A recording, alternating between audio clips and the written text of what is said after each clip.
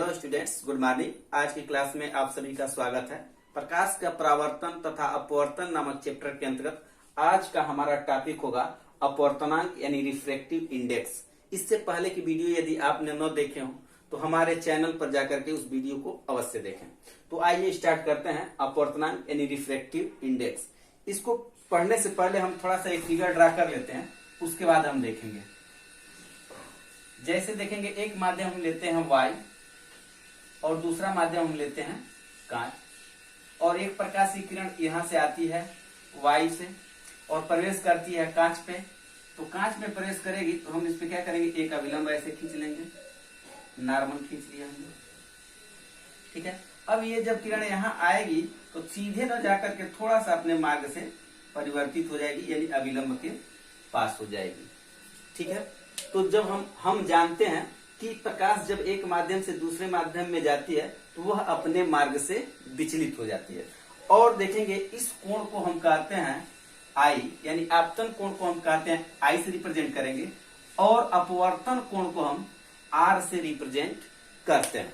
अब हम अपवर्तनांक की परिभाषा देखेंगे क्या होगा। किसी भी दो माध्यमों के लिए आपतन कोण की ज्या तथा अपवर्तन कोण की ज्या का अनुपात एक नियतांक होता है, जिसे हम पहले माध्यम के सापेक्ष दूसरे माध्यम का अपवर्तनांक कहते हैं। आइए लिखते हैं इसको।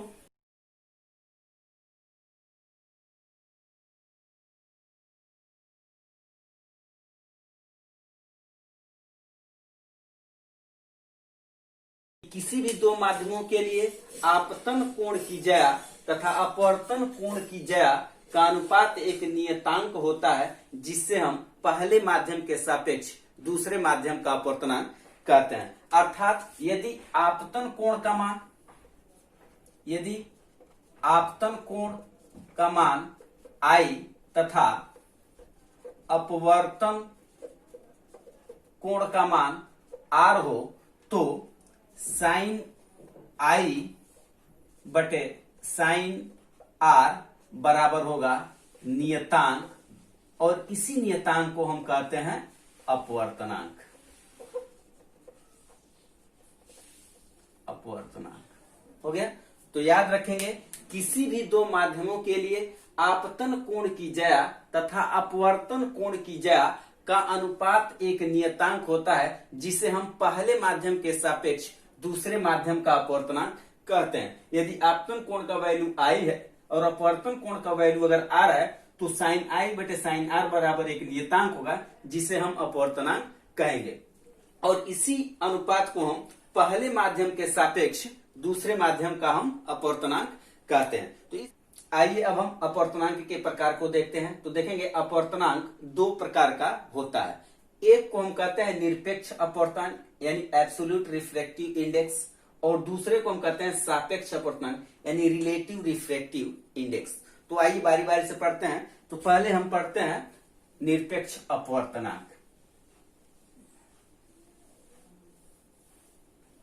अब निरपेक्ष अपवर्तनांक क्या है, इसकी परिभाषा देख लेते हैं कि जब प्रकाश का अपवर्तन निर्वात से किसी अन्य माध्यम में होता है तब आपतन कोण की ज्या तथा अपवर्तन कोण की ज्या का जो अनुपात होता है उसको हम निरपेक्ष अपवर्तनांक या केवल अपवर्तनांक कहते हैं।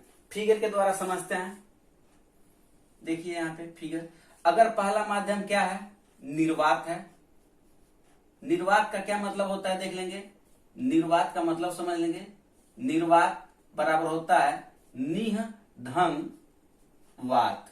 निह मतलब होता है नहीं, और वात का मतलब होता है हवा, यानी ऐसी जगह जहां पर हवा न हो उसी को हम निर्वात कहते हैं। और प्रकाश निर्वात में भी चल सकता है, ये आप याद रखेंगे। तो कह रहा है जब पहला माध्यम निर्वात हो और प्रकाश का अपवर्तन पहले माध्यम से हो और फिर वह दूसरे माध्यम में जा रही है। यहां पर मान लेते हैं कांच है, ये क्या है, कांच है, कोई दूसरा माध्यम है। तो पहला माध्यम क्या हो, निर्वात हो, और दूसरा अन्य कोई भी माध्यम हो। तो इस स्थिति में आपतन कोण आई तथा आपतन कोण आर का जो अनुपात होगा उसी को हम निरपेक्ष अपवर्तनांक या सिर्फ अपवर्तनांक कहते हैं। अब इसकी परिभाषा हम लिख लेंगे।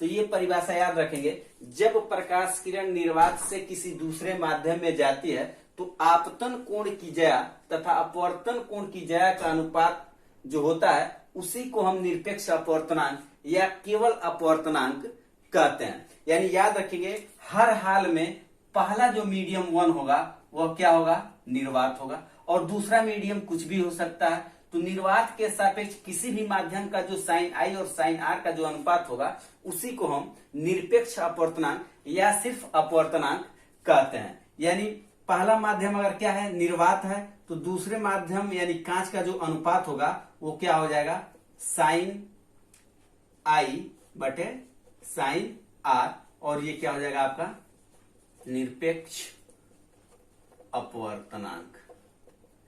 ठीक है, तो इस तरह से निरपेक्ष अपवर्तनांक आप लोग लिख लेंगे।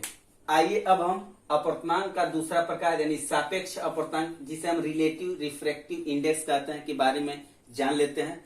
अब यहाँ पर एक चित्र देखेंगे, एक माध्यम अब लिया गया है y, इसको माध्यम 1 लिखते हैं, और दूसरा माध्यम क्या है, कांच, जिसको हम माध्यम 2 लिख देते हैं।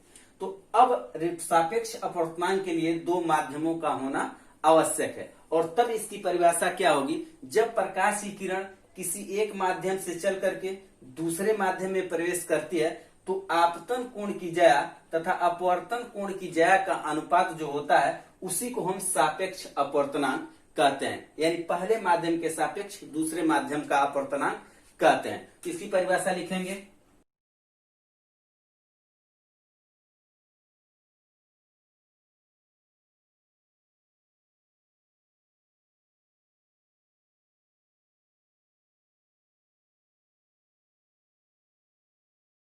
तो देख लेंगे, जब प्रकाश की किरण एक माध्यम से दूसरे माध्यम में प्रवेश करती है तो आपतन कोण की ज्या तथा अपवर्तन कोण की ज्या का अनुपात को हम पहले माध्यम के सापेक्ष दूसरे माध्यम का अपवर्तनांक कहते हैं। यानी पहला माध्यम क्या है, तो लिखेंगे इस तरह से, पहले माध्यम के सापेक्ष, और अपवर्तनांक को एक चीज याद लिख लेंगे कि अपवर्तनांक को यन, अंग्रेजी के स्मॉल लेटर में यन से प्रदर्शित करते हैं, प्रदर्शित करते हैं।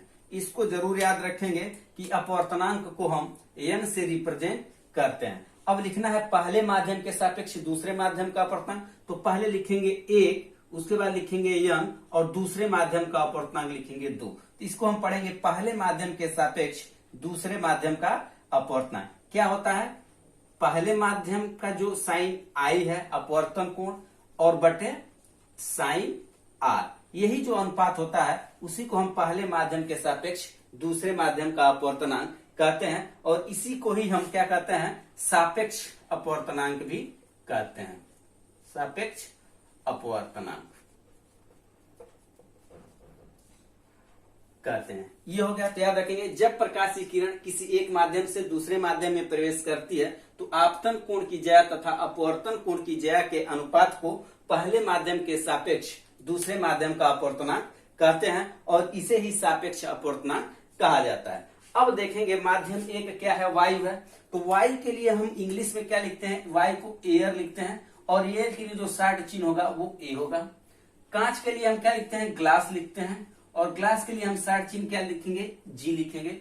तो अगर लिखना है पहले माध्यम के सापेक्ष दूसरे माध्यम का अपवर्तनांक तो ऐसे लिखेंगे।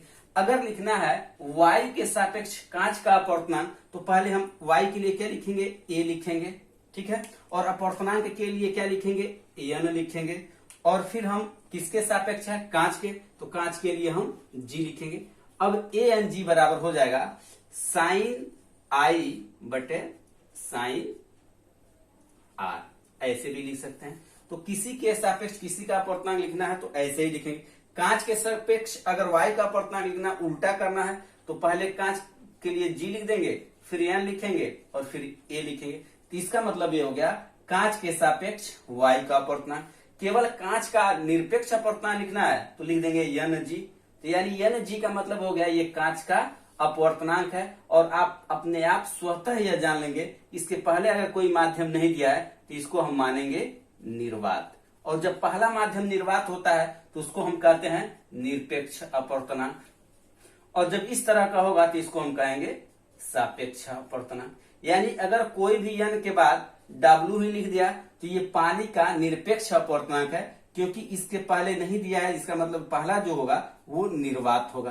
तो निर्वात वाले को हम निरपेक्ष अपवर्तनांक कहते हैं। और निर्वात को छोड़ करके अगर कोई भी दोनों माध्यम आ जाते हैं, वायु कांच, वायु पानी, पानी कांच, तो ये सारे जो होंगे वो सापेक्ष अपवर्तनांक के अंतर्गत आएंगे। और सापेक्ष अपवर्तनांक को हम लिखेंगे पहले माध्यम के सापेक्ष दूसरे माध्यम का अपवर्तनांक बराबर साइन आई बटे साइन आर।